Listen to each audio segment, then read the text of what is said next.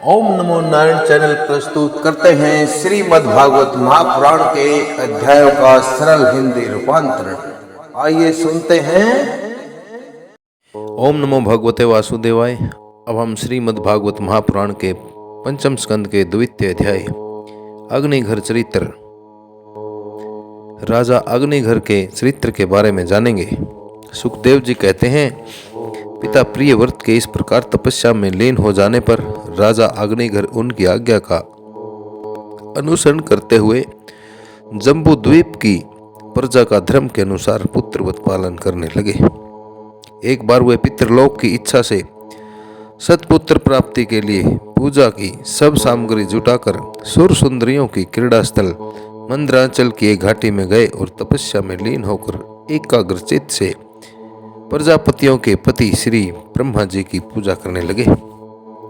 आदिदेव भगवान ब्रह्मा जी ने उनकी अभिलाषा जान ली, अतः उनकी सभा की गायिका पूर्वचिति नाम की अप्सरा को उनके पास में भेज दिया। अग्निघर जी के आश्रम के पास एक अति रमणीय बगीचा था। वह अप्सरा उसी में घूमने लगी। उस उपवन में तरह तरह के सघन पेड़ों की शाखाओं पर सोने के समान चमकने वाली बेलें फैली हुई थी। उन पर बैठे हुए मोर आदि कई प्रकार के सथलाचारी पक्षियों के साथ पक्षियों के जोड़े भी सुमधुर बोली बोल रहे थे। उनकी सड़ज आदि स्वर युक्त ध्वनि सुनकर सचेत हुए जल कुकुट, कारंडव एवं कलहंस आदि जल पक्षी भांति भांति से कूजने लगते थे। इससे वहां के कमल वन से सुशोभित निर्मल सरोवर गूंजने लगते थे। पूर्वचिति की विलासपूर्ण सुललित गतिविधि और पाद विन्यास की शैली से कदम कदम पर उसके चरण नुपुरों की झनकार हो उठती थी।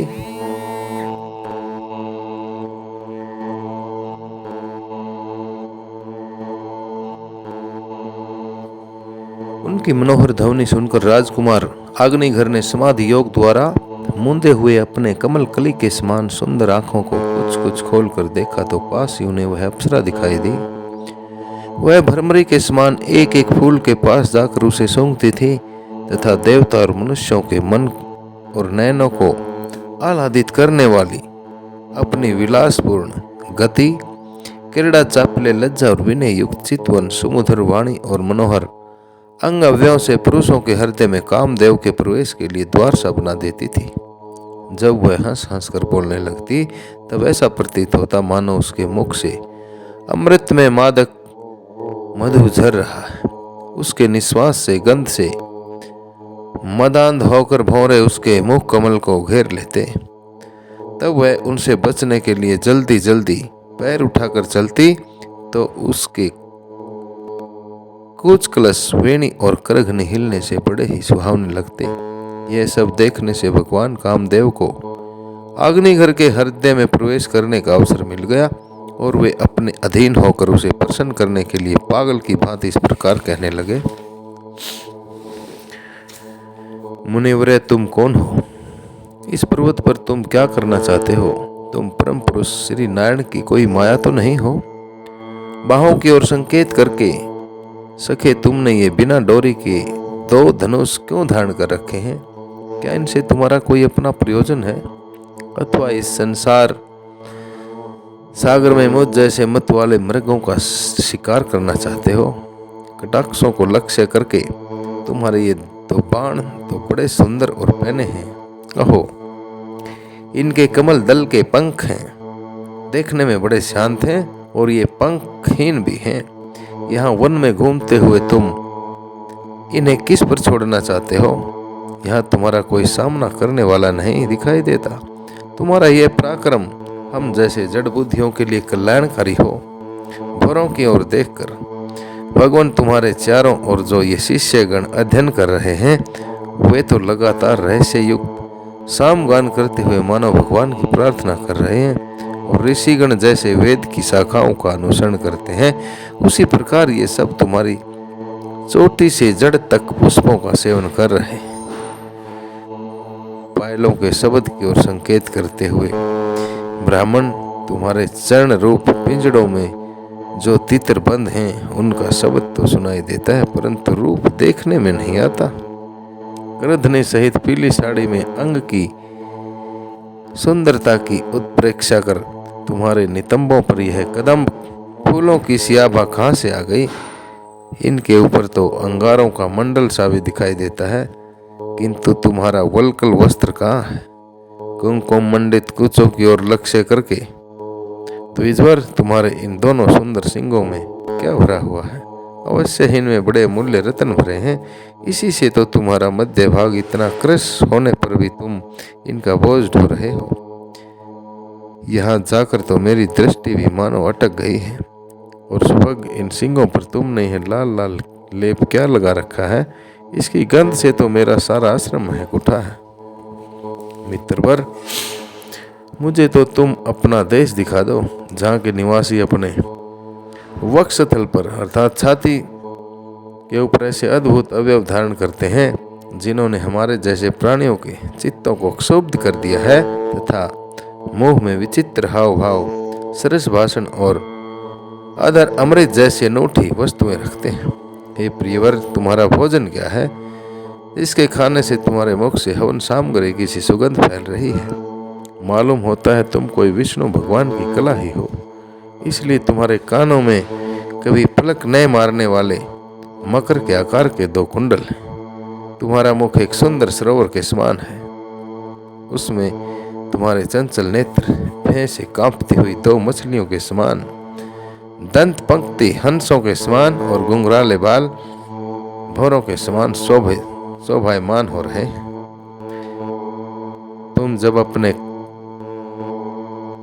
हाथ रूपी कमलों से थपकी मार कर इस गेंद को उछालते हो, तब यह दिशा विदिशाओं में जाती हुई मेरी आंखों को तो चंचल कर ही देती है, साथ साथ मेरे मन में भी खलबली पैदा कर देती है। तुम्हारा बांका जटा जुट खुल गया है, तुम इसे संभालते नहीं। अरे यह धूर्त वायु कैसा दुष्ट है जो बार बार तुम्हारे नीवी वस्त्र को उड़ा देता है। तपोधन तपस्वियों के तप को भ्रष्ट करने वाला यह अनूप रूप तुमने किस तप के प्रभाव से पाया है? मित्र, आओ कुछ दिन मेरे साथ रहकर तपस्या करो, अथवा कहीं विश्व विस्तार की इच्छा से ब्रह्मा जी ने ही तो मुझ पर कृपा नहीं की है। सचमुच तुम ब्रह्मा जी की ही प्यारी देन हो। अब मैं तुम्हें नहीं छोड़ सकता। तुम में तो मेरे मन और नैन ऐसे उलझ गए हैं कि दूसरी जगह जाना ही नहीं चाहते। सुंदर सिंगों वाली, तुम्हारा जहाँ मन हो मुझे भी वहीं ले चलो। मैं तो तुम्हारा अनुचर हो गया हूँ और तुम्हारी ये मंगलमयी सखियां भी हमारे साथ ही रहें। श्री सुखदेव जी कहते हैं, राजन, आग्नेयघर देवताओं के समान बुद्धिमान और स्त्रियों को प्रसन्न करने में बड़े कुशल थे।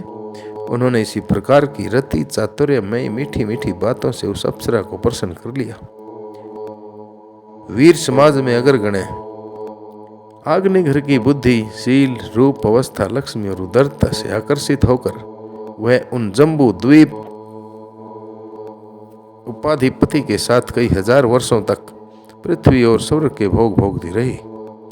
उसके बाद राजा आग्नेयघर ने उसके गर्भ से नाभि, किमपुरुष, हरिवर्ष, इलावृत, रम्यक, हिरण्यक, कुरु, भद्रासु और केतुमाल नाम के 9 पुत्रों को उत्पन्न किया। इस प्रकार 9 वर्ष में प्रति वर्ष एक के क्रम से 9 पुत्र उत्पन्न कर पौरोचिति उन्हें राजभवन में ही छोड़कर फिर ब्रह्मा जी की सेवा में उपस्थित हो गए।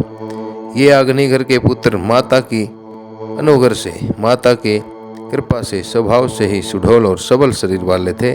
आग्नेयघर ने जम्बू द्वीप के विभाग करके उन्हीं के समान नाम वाले 9 वर्ष अर्थात अलग अलग भूमि के 9 टुकड़े जम्बू द्वीप को 9 भागों में बांट कर दी, उन्हें एक एक पुत्र को सौंप दिया। तब वे सब अपने अपने वर्ष का राज्य भोगने लगे।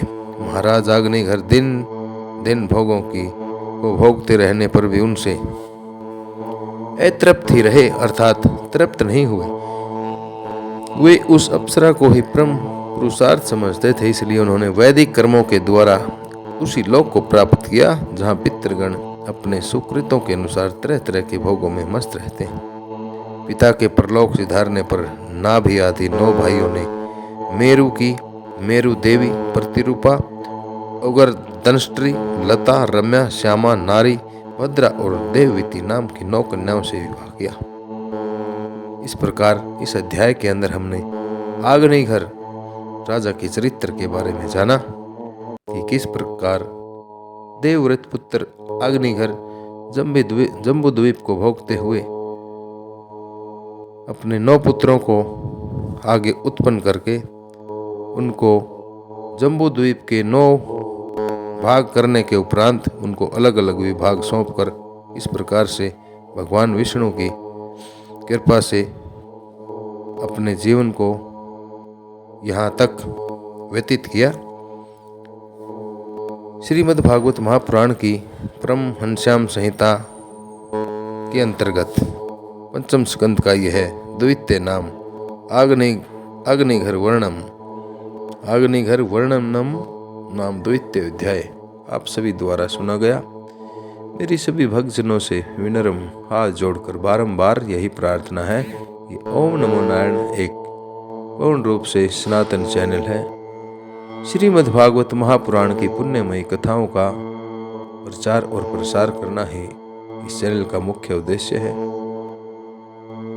आप सभी भक्तजनों से प्रार्थना, इन पुण्यमयी कथाओं को आगे से आगे शेयर करें, चैनल को सब्सक्राइब करें तथा पुण्य के भागी बने। इन्हीं शब्दों के साथ नरेंद्र कौशिक का आप सभी को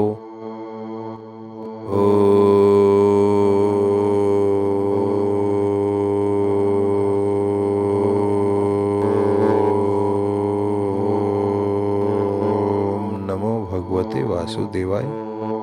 ओम नमो भगवते वासुदेवाय।